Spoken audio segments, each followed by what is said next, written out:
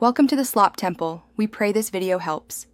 You start by preparing the short so auto-scroll behaves predictably.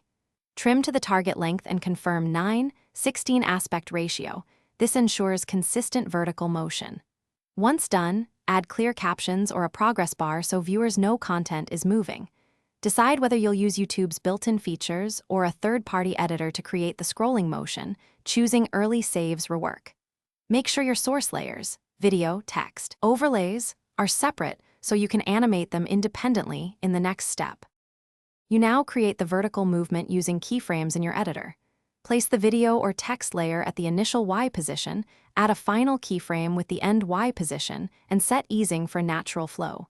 Make sure text remains readable, test speed so each line stays on screen long enough. Once you're satisfied, render at 30 or 60 FPS and export H.264 with high bitrate. If using CapCut, use the built-in scroll preset and tweak duration. This saves time and keeps motion consistent. You finish by uploading as a short and optimizing metadata for discoverability, include hash shorts and a clear title. Once uploaded, preview on multiple devices to confirm smooth scrolling and readable text. If you notice jitter or clipping, return to your project. Smooth keyframes, increase bitrate, or slightly shorten movement. If captions misalign, embed them into the video layer. One key troubleshooting tip: if playback stutters only on upload, re-render at a higher bitrate and re-upload.